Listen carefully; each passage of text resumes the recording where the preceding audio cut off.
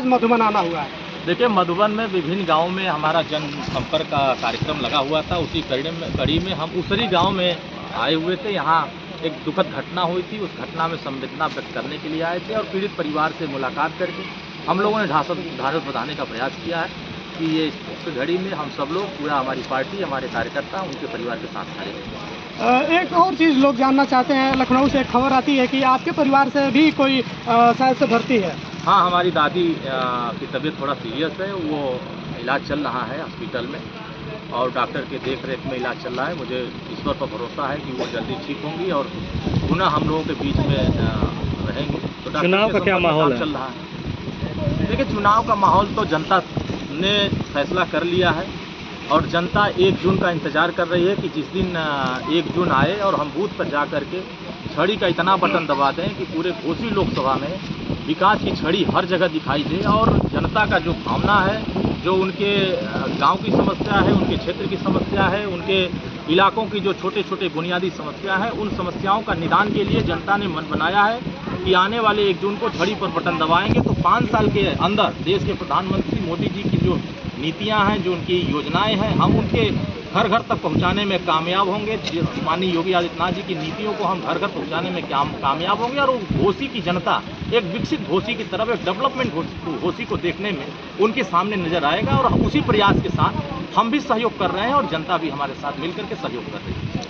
आपके बड़े भाई साहब चुनाव मैदान में है, इस बार की लड़ाई कितनी आसान या कितनी कठिन दिख रही है? आपके नज़रिए से क्या दिख रहा है? देखिए, यहाँ प्रत्याशी भले हमारे भाई डॉक्टर अरविंद राजभर जी हों, लेकिन यहाँ के चुनाव जनता लड़ रही है। यहाँ जिस भी गांव में हम जा रहे हैं, जिस भी मोहल्ले में जा रहे हैं, मुझे लग रहा है कि विपक्ष का कहीं अता पता नहीं है। विपक्ष के नेता और उनके बड़े नेता इस कंफ्यूजन में है कि हम टिकट दे किसको। जनता तो इनको पसंद ही नहीं कर रही है और जनता ने एक भरोसा दिया है, जनता को एक विश्वास हुआ है कि देश के प्रधानमंत्री जी हमारे विकास के बारे में सोच रहे हैं। उत्तर प्रदेश के माननीय मुख्यमंत्री योगी आदित्यनाथ जी हमारे विकास के बारे में सोच रहे हैं और माननीय ओम प्रकाश राजभर जी तमाम उन गरीब कमजोरों के बीच में उनके विकास के बारे में चिंता कर रहे हैं। इसीलिए जनता के विश्वास हम लोग जगा रहे हैं और जनता का भरोसा हम लोग जीत रहे हैं और जनता हमारे साथ आ रही है। मुझे ऐसा लग रहा है कि विपक्ष के लोगों को जनता अब नसीब नहीं हो रही है तो वो टिकट बदलने के फिराक में लगे हुए हैं। पूरे प्रदेश में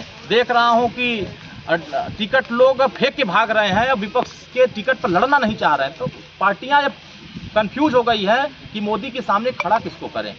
योगी जी के विचारधारा और उनकी योजनाओं से हम कैसे लड़ सके, माननीय ओम प्रकाश राजभर जी की योजनाओं से हम कैसे लड़ सके। इसलिए जनता के बीच में जो हमारी जन कल्याणकारी योजनाएं जा रही हैं, इसके आगे विपक्ष धराशायी है। जनता विकास के मुद्दे पर वोट देने जा रही है और विकास के साथ खड़ा होने जा रही है।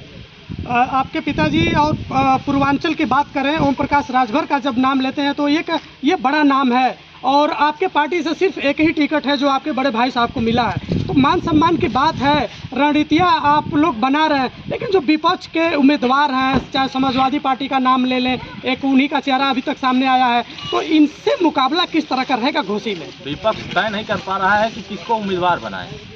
अभी तक तमाम हम लोगों की पार्टी के प्रत्याशी गांव-गांव पहुंच जा रहे हैं, गांव-गांव जाकर के लोगों का आशीर्वाद ले रहे हैं।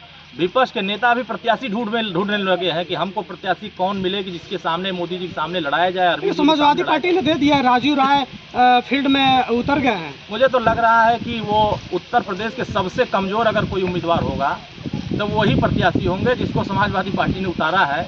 वो तो कहीं दूर तक खड़े नहीं है लड़ाई में। यहाँ लड़ाई नाम की कोई चीज़ नहीं है। यहाँ सिर्फ और सिर्फ हर वर्ग के लोग, किसी जाति धर्म का बात नहीं है, किसी धर्म मजहब का बात नहीं है, हर समुदाय के लोग, हर वर्ग के लोग सिर्फ और सिर्फ देश की प्रगति, देश के विकास, देश की गति और अपने क्षेत्र के डेवलपमेंट के नाम पर वोट देने जा रहे हैं। और मुझे लगता है कि देश में सबसे ज़्यादा अगर मतों से कोई जीतेगा तो देश के प्रधानमंत्री आदरणीय मोदी जी जीतेंगे और उसमें घोसी हमको लगता है दूसरे नंबर पर यहाँ की जनता जिताने का काम करेगी। अरुण जी, एक सवाल और है, कुछ नए मंच बना के लोग सामने आ रहे हैं, इनके लिए क्या रणनीति बना रहे हैं आप लोग? अरे यार, ये धरती पर बड़े मंच है।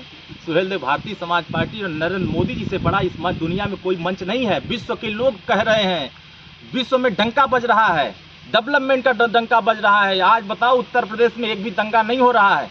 उत्तर प्रदेश में जो पूर्व की सरकारें थी लगातार दंगा करवाते थे, लगातार लोगों के साथ अन्याय करते थे, थाने तहसील ब्लॉक पर अत्याचार करते थे। गरीबों की जमीन लूटा करते थे, गरीबों के साथ शोषण करते थे। लेकिन आज माननीय योगी आदित्यनाथ जी की सरकार में अगर कोई गरीब के साथ खिलवाड़ करेगा तो उसके घर बुलडोजर पहुंच जाएगा। इसीलिए जो अपराधी थे वो जेल की सलाखों में, कुछ ऊपर चले गए, कुछ प्रदेश छोड़ दिए हैं। आज उत्तर प्रदेश अमन चैन की जिंदगी जी रहा है। उत्तर प्रदेश की जनता अमन चैन की जिंदगी, किसी के साथ भेदभाव नहीं हो रहा है। समाजवादी पार्टी के नेताओं को भी हम योजना का लाभ दे रहे हैं, बसपा के नेताओं को भी योजना का लाभ दे रहे हैं। सारे दलों को हम बिना दल को देखे, बिना धर्म को देखे हम सबको लाभ दे रहे हैं। इसीलिए हर वर्ग के लोग, उनके दल के लोग भी हमारा सहयोग कर रहे हैं। बड़े अंतराल से देश के प्रधानमंत्री तीसरी बार प्रधानमंत्री बनेंगे। 400 पार, 1 जून 400 पार रहेगा।